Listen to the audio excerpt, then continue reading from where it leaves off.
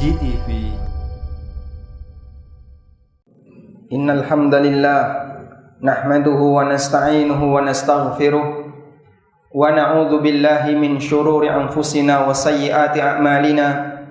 May yahdihillahu fala mudhillalah wa may yudlil fala hadiyalah. Wa ashhadu an la ilaha illallah wahdahu la syarikalah wa ashhadu anna Muhammadan abduhu wa rasuluh. Ya ayyuhalladzina amanu taqullaha haqqa tuqatih wa la tamutunna illa wa antum muslimun. Ya ayyuhan nasu taqu rabbakumul ladzi khalaqakum min nafsin wahidah wa khalaqa minha zawjaha wa batha minhuma rijalan katsiran wa nisaa'a wattaqullaha alladzi tasaaluna bihi wal arham innallaha kana 'alaikum raqiba. Ya ayyuhalladzina amanu taqullaha wa qulu qawlan sadida yuslih lakum a'malakum wa yaghfir lakum dhunubakum wa may yuti'illaha wa rasulahu faqad faza fawzan 'azima. Amma ba'du, fa inna khairal kalami kitabullah wa khairal huda huda nabiyyina Muhammadin sallallahu alaihi wasallam wa syarrul umuri muhdatsatuha fid din. Hadirin jamaah Jumat dimuliakan Allah Subhanahu wa taala. Syukur alhamdulillah layak kita haturkan kehadirat Allah Azza wa Jalla. Di kesempatan siang hari ini Allah Ta'ala memberikan kita kesempatan untuk melaksanakan ibadah salat berjamaah, yaitu melaksanakan Jumatan. Semoga Allah jadikan salat yang kita selenggarakan ini sebagai salat yang diterima oleh Allah Ta'ala. Para ulama menyebutkan afdalus salati alal itlaq al-jum'ah.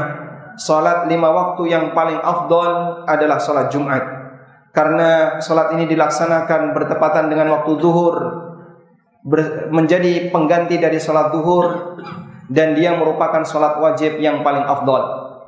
Jamaah dimuliakan Allah Subhanahu wa taala.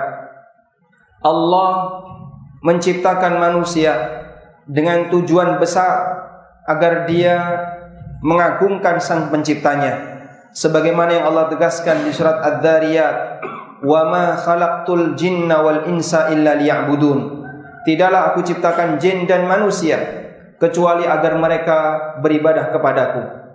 Karena itulah Allah Subhanahu wa taala jadikan hambanya untuk melanjutkan estafet penghambaan kepada Allah Subhanahu wa taala dari satu generasi ke generasi berikutnya, sehingga Allah sebut manusia sebagai khalifah di muka bumi ini.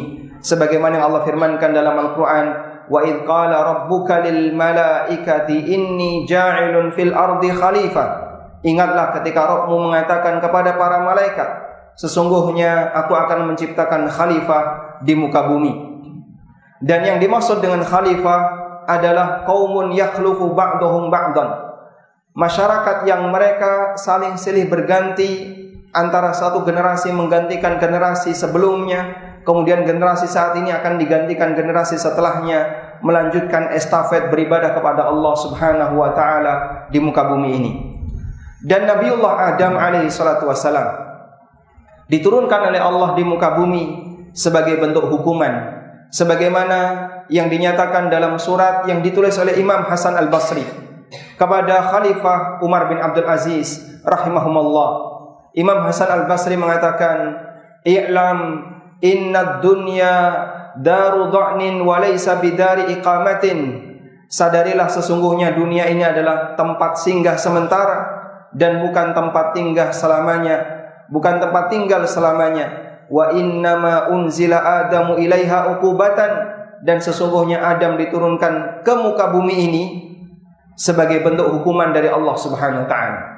Sehingga Adam diminta untuk tinggal di muka bumi bukan dalam rangka untuk dijadikan sebagai tempat abadi, bukan dijadikan sebagai tempat untuk menikmati kenikmatan. Justru sebaliknya, Adam diturunkan oleh Allah di muka bumi agar sebagai hukuman karena dia telah melanggar larangan Allah Subhanahu wa taala.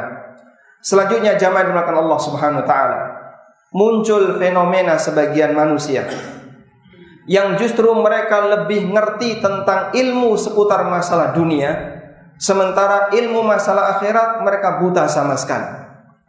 Sehingga kondisi semacam ini berarti dia telah menyalahi fungsi dari tujuan dasar dia diciptakan, agar dia beribadah kepada Allah dan kembali untuk mensejahterakan akhiratnya, namun dia justru lebih sibuk dengan urusan dunia dan melupakan ilmu tentang masalah akhirat. Karena itulah Allah Subhanahu wa taala di surat Ar-Rum mencela karakter manusia yang mereka ngerti tentang urusan dunia tapi mereka buta tentang urusan akhirat. Allah Subhanahu wa taala berfirman, "Ya'lamuna zahiran minal hayatid dunya wa hum 'anil akhirati hum ghafilun." Mereka ngerti tentang bagian lahiriah dari perkara dunia, namun sangat disayangkan dalam urusan akhirat mereka ghafilun, mereka lalai. Artinya mereka tidak punya kepedulian untuk mempelajari bagaimana cara agar orang bisa berbahagia di akhirat, bagaimana agar orang bisa benar ketika beribadah kepada Allah, sehingga ibadahnya akan menjadi bekal baginya ketika menghadap Allah di akhirat. Hadirin jamaah Jumat dimakan Allah Subhanahu wa taala. Sikap sebagian hamba yang dia justru lebih sibuk dengan urusan dunia, lebih fokus dan paham tentang masalah dunia, sementara dia melalaikan urusan akhirat. Dia tidak pernah mau mendekat kepada Al-Quran dan Sunnah, dicela oleh Nabi SAW. Sebagaimana disebutkan dalam hadis riwayat Al-Hakim, Rasulullah SAW pernah bersabda, "Innallaha yabghadu kulla alimin bid dunya jahilin bil akhirah." Allah Subhanahu wa taala membenci setiap hamba yang mereka pintar urusan dunia tapi dia buta urusan akhirat. Hadirin makan Allah Subhanahu wa taala. Penjelasan kami semacam ini tidaklah menunjukkan bahwasanya kita harus meninggalkan dunia seluruhnya. Itu tidak mungkin. Karena kita hidup di dunia dan pasti kita butuh bekal untuk bisa menjalani hidup di dunia ini dengan nyaman. Namun yang tercela adalah ketika orang justru lebih sibuk dengan urusan dunia, namun untuk urusan akhirat dia sama sekali nggak punya perhatian. Dan kita bisa jumpai di lingkungan kita, masyarakat kita, ada orang yang sehari-harinya dari mulai bangun tidur sampai tidur lagi, sepeser pun dia nggak pernah berpikir untuk mempelajari ilmu akhirat. Dia nggak bisa baca Quran, dibiarkan saja. Dia nggak kenal tentang apa itu hadis, dia biarkan saja. Nggak ngerti bagaimana cara sholat yang benar, dari kecil sampai dia dewasa juga dibiarkan saja. Bahkan dia nggak ngerti hadas itu apa, dia nggak tahu, dan dia biarkan saja semacam itu. Sementara dalam masalah politik, kalau dia bahas sesama temannya, Masya Allah, seperti pembahasan tanpa ujung, seolah-olah dia adalah seorang ahli yang bisa membuat analisis tentang masalah politik dan ekonomi di negara kita. Dan itu cukup ma'ruf di sekitar kita. Karena itulah sebuah anugerah yang besar ketika Allah Subhanahu wa taala jadikan kita hambanya yang punya kesadaran untuk mau belajar dunia, untuk mau belajar ilmu masalah akhirat, mau belajar agama. Karena ini salah satu di antara kelebihan yang Allah Subhanahu wa taala berikan kepada sebagian hambanya yang Allah cintai. Sebagaimana disabdakan Nabi sallallahu alaihi wasallam, "May yuridillahu bi khairan yufaqihu fid din."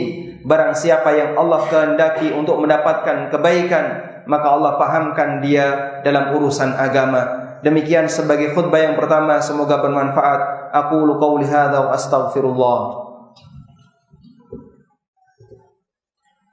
Alhamdulillah, alhamdulillahilladzi hadana li hadza wa ma kunna linahtadiya laula an hadana Allah. Laqad jaa'a rusulu rabbina bil haqq wa nudu an tilkumul jannatu urithumuha bima kuntum ta'malun. Wa ashhadu an la ilaha illallah wahdahu la syarika lah wa ashhadu anna Muhammadan abduhu wa rasuluh salawatu rabbi wa salamu alaihi wa ala alihi wa sahbihi wa man tabi'ahum bi ihsanin ila yaumiddin. Hadirin jamaah Jumat belakang Allah Subhanahu wa taala. Nabi sallallahu alaihi wasallam menegaskan dalam hadis riwayat Ahmad, "Innallaha yu'tid dunya liman yuhibbu wa man la yuhibbu." Sesungguhnya Allah memberikan dunia ini kepada hambanya yang dia cintai dan yang tidak dia cintai. Non-muslim mereka dikasih dunia oleh Allah. Orang yang ahli maksiat mereka juga dikasih dunia oleh Allah. Sebagaimana orang yang taat, orang muslim juga dikasih dunia oleh Allah Subhanahu wa taala. Namun kata Nabi sallallahu alaihi wasallam, "Wala yu'tid dina illa liman yuhibb." tapi Allah tidak akan memberikan pemahaman tentang masalah agama kecuali kepada hambanya yang Dia cintai. Sekarang jamaah, mari kita bandingkan kondisi ahlud dunya dengan ahlul akhirah. Kita bisa menyaksikan ada banyak sekali nama-nama orang saleh yang berada dalam sejarah hidup kita. Kita mengenang Imam Asy-Syafi'i, kita mengenang Imam Ahmad, kemudian guru mereka Imam Malik, Imam Abu Hanifah, Muhammad bin Hasan Asy-Syaibani, dan para ulama yang lainnya. Nama itu sering kita sebut. Abdul Qadir Al-Jailani, dan demikian pula Imam An-Nawawi, Syekhul Islam, dan para ulama yang lainnya. Nama seperti ini sangat sering kita sebut. Dan mereka hidup di sebuah zaman yang ketika itu ada raja, ada khalifah, ada pemimpin yang memimpin negerinya. Dan pada waktu Imam Syafi'i hidup, antara Imam Syafi'i dengan raja yang berkuasa di zaman Imam Syafi'i sama-sama terkenal. Ketika Imam Ahmad hidup, antara beliau dengan raja yang berkuasa ketika itu sama-sama terkenal.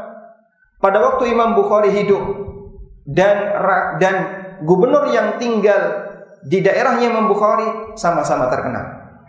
Namun sekarang kita lihat, nama mereka selalu dikenang masyarakat, sementara kita tidak pernah menyebut nama para raja yang hidup di zaman Imam Syafi'i, Imam Ahmad, Imam Bukhari, dan yang lainnya. Padahal dulu ketika mereka sama-sama hidup, sama-sama terkenal. Ada banyak tokoh masyarakat di sekitar kita yang menjadi pahlawan nasional. Ada Kiai Haji Hasyim Asy'ari, ada Kiai Haji Ahmad Dahlan, dan ada para tokoh yang lainnya. Dan waktu itu mereka tinggal di sebuah daerah, di situ ada gubernurnya. Tapi kita nggak pernah mengenang nama gubernur yang hidup sezaman dengan Kiai Haji Hasyim Asy'ari. Kita nggak pernah mengenang sejarah sultan yang hidup sezaman dengan Kiai Haji Ahmad Dahlan. Demikian pula para tokoh yang lainnya. Disinilah kita bisa membandingkan antara pengaruh ilmu orang yang diberi oleh Allah Subhanahu wa Ta'ala akhirat dengan orang yang diberi oleh Allah dunia. Mereka yang dulu kaya dunia, terkenal di zamannya, sejarahnya tenggelam dan dilupakan. Sementara mereka yang selalu bersanding dengan ilmu agama, dekat dengan akhirat, sejarahnya dikenang sepanjang masa. Karena Allah Subhanahu wa Ta'ala mengabadikan para hambanya yang beramal untuk Allah, bukan sibuk dengan aktivitas dunia. Sebagaimana yang dikatakan oleh Imam Malik, "Ma kana lillahi abqa." Segala sesuatu yang dilakukan karena Allah itu yang paling abadi.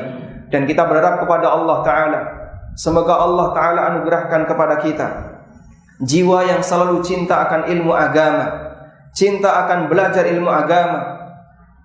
Kemudian kita berusaha untuk mempelajarinya dan mengamalkannya, serta kemudian mendakwahkan kepada yang lain. Semoga dengan ini akan semakin memperbanyak komunitas orang baik yang ada di sekitar kita.